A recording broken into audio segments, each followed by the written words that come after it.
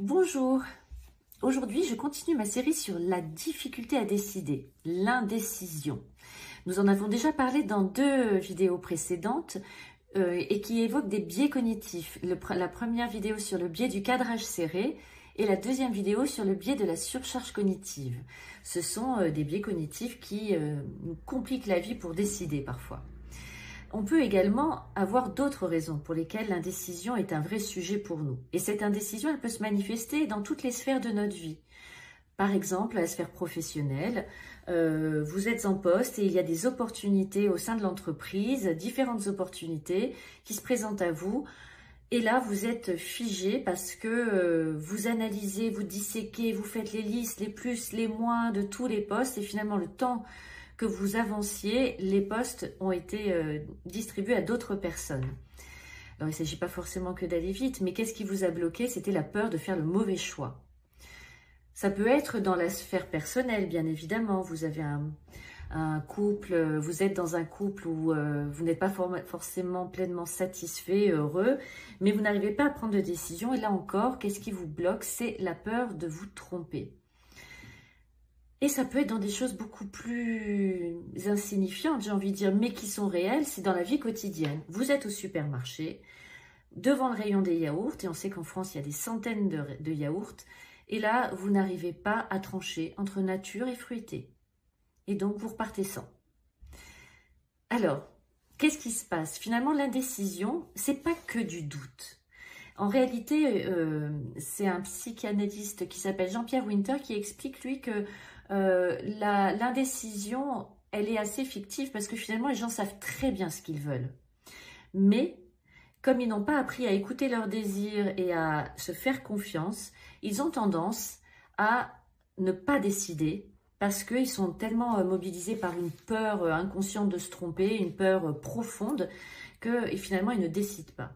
Selon Isabelle Crespel, l'indécision, elle trouve souvent ses racines dans l'enfance. Et remarque que la plupart des gens indécis ont été des enfants suradaptés qui ont vraiment cherché à correspondre aux modèles parentaux.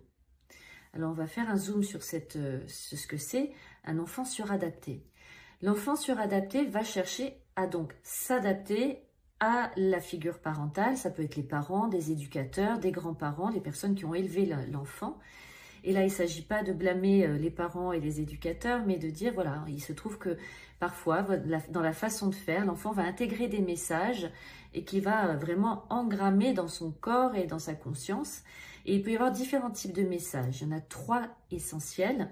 Le premier, ça va être, on a l'attente de l'enfant parfait, donc que l'enfant réponde à toutes les attentes, qu'il ait des très bonnes notes, qu'il soit très bon dans des activités extrascolaires, que ce soit musique, sport, cuisine ou autre. Et finalement, l'enfant va toujours se pousser à faire plus en étant dans l'attente de savoir qu'est-ce qu'on attend de moi exactement. Une deuxième chose, ça peut être par exemple un enfant qui n'a pas le droit de décevoir. Le message finalement sous-jacent chez lui, c'est tu ne peux pas décevoir. Par exemple, un enfant qui grandit dans une famille de musiciens et à qui on va dire, écoute, ici, tout le monde joue de la musique, chacun a un instrument, donc toi, ce sera le piano. Sans demander à l'enfant s'il a envie de jouer du piano ou pas. Donc l'enfant qui ne veut pas décevoir va obtempérer, va apprendre le piano, même si ça ne lui plaît pas. Il risque de se rebeller plus tard, mais ça, c'est une autre histoire. Ou pas. Ensuite, 3, l'enfant qui a été énormément critiqué. Qu'on a pointé du doigt lorsqu'il hésitait, qu'il doutait ou qu'il se trompait, à qui vraiment on a fait porter le poids de ce comportement et qui finit par en développer une peur paralysante de devoir décider, hein, parce que ça a des conséquences extrêmement négatives. Donc ces enfants suradaptés deviennent des adultes qui doutent de tout, et même des choses les plus insignifiantes. Ils doutent de tout parce qu'ils doutent d'eux-mêmes, évidemment. Ils hésitent à prendre des décisions parce qu'ils ont appris, hein, malgré eux et malgré souvent les parents, que leur volonté n'avait pas de poids et qu'ils ne comptaient pas et qu'ils risquaient de décevoir dans ses choix. Ça génère une paralysie de la décision. Donc évidemment, rien n'est fatal et rien n'est Je dis rien n'est fatal dans ces comportements, bien sûr, il y a des choses fatales, mais on peut en sortir de cette spirale du doute. Évidemment, pas à pas. Mais la première chose, car il va y avoir 4 conseils, mais la première chose et la plus importante, c'est celle de vous poser la question, lorsque vous êtes face à une décision que vous n'avez pas à prendre, une hésitation, c'est qu'est-ce que moi, j'ai envie de faire ou d'être, indépendamment du regard des autres. Ça, c'est la question primordiale. Revenir à vous. De quoi avez-vous envie, vraiment? La deuxième chose, c'est de travailler sur vos valeurs parce que c'est ce qui va vous aider à faire des choix. Par exemple, vous êtes dans un poste et il y a des possibilités d'évolution.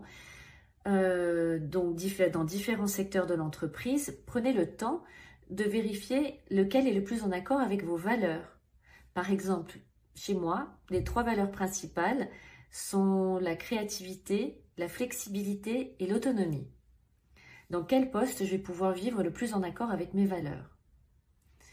2, lorsque vous êtes aussi dans une hésitation sur des décisions importantes, par exemple changer de ville, déménager, prenez peut-être le temps d'aller passer une semaine ou plus, de revenir à différentes saisons, à l'endroit que vous envisagez d'adopter comme lieu d'atterrissage pour vraiment connaître l'endroit et sentir si vous êtes bien. Donc, être attentif à vos ressentis. Et 4, apprenez à accepter vos erreurs. Ça revient beaucoup, ça. Hein, mais apprenez à accepter vos erreurs, c'est quand même... Chaque fois que vous faites un choix, vous risquez de faire une erreur. Il n'y a pas de choix parfait. Mais même si vous faites une erreur dans ce choix, il va vous apprendre mieux sur vous, ce que vous voulez vraiment. Donc, c'est un apprentissage intéressant. Déjà, appliquer ça, c'est important. Revenir, c'est vraiment se recentrer sur vous et ne pas être en adaptation au monde extérieur. Bien sûr qu'on s'adapte, mais d'abord, vous. Est-ce que ça vous correspond parce que vous êtes unique? Et j'ai envie de vous demander, quelle décision avez-vous prise aujourd'hui, même la plus infime? Racontez-nous.